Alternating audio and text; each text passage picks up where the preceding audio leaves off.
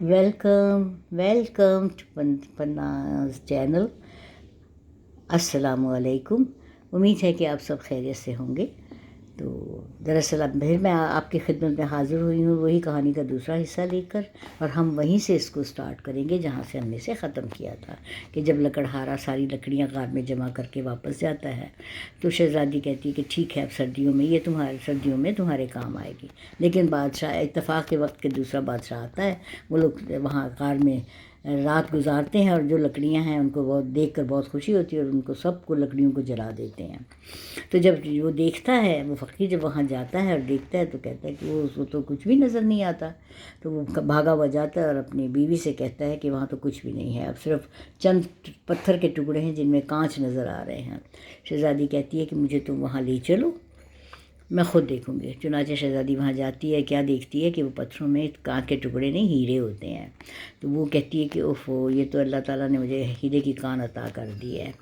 बहुत खुश होती है, अल्लाह का शुक्र अदा करती है। वो उसे कहती है कि तुम ऐसा करो, गधे पे जितने टुकड़े हैं इनको लाद के घर ले आओ और बाकी गार का मुँह बंद कर दो। वो फ़कीर जो है वो वही कुछ करता है जो शहज़ादी कहती है। चुनांचे जब घर पहुँचते हैं तो वो उसे कहती है कि अब ये लेके जाओ। उसको हीरों को वो सारे पत्थरों से आहिस्ता आहिस्ता निकाल के उसको फ़कीर को देती है और उसे कहती है कि ये लेके जाओ और इसे शहर जाकर बेच दो। वो फ़कीर वो सारे हीरे लेके जाता है शहर में और उसे बेच देता है सुनारे के पास। उसको काफ़ी पैसे मिल जाते हैं। वो हैरान परेशान हो जाता है, इतने पैसे तो ज़िंदगी में कभी देखे ही नहीं। बहर सूरत वो सारे पैसे लेके शहज़ादी के पास आता है। शहज़ादी देखकर खुश होती है और उसे कहती है कि अब तुम ऐसा करो, दूसरे दिन तुम अच्छे कपड़े उसको पहनाती है, साफ़ सुथरा कपड़े पहन के कहती जाओ बादशाह के हुजूर और जाके बादशाह से कहो कि ये जंगल का एक टुकड़ा हमें छोटा सा दे दें ताकि हम वहाँ अपना घर बना सकें। चुनांचे वो फ़कीर जो है वो दोबारा बादशाह के हुजूर जाता है और उनसे कहता है कि बादशाह हुजूर, आपका बहुत बहुत शुक्रिया, बहुत बहुत मेहरबानी, लेकिन अगर आप मुझे एक छोटा सा टुकड़ा ज़मीन का अता कर दें तो मैं उस पर अपना घर बना लूँ।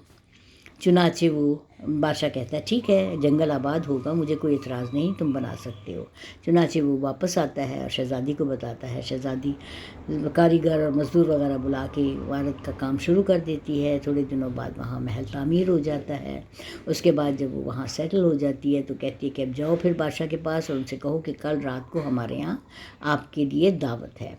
चुनांचे वो फिर बादशाह की खिदमत में जाता है और कहता है कि बादशाह सलामत, आपका शुक्रिया अदा करने के लिए और आपकी नवाजिश का शुक्रिया अदा करने के लिए तो मेरी बीवी ने आपके लिए एक दावत का अहतमाम किया है। आप सब अपने दरबारियों के साथ वहाँ पर आएँ और हमारे साथ खाना तनावुल फरमाएँ।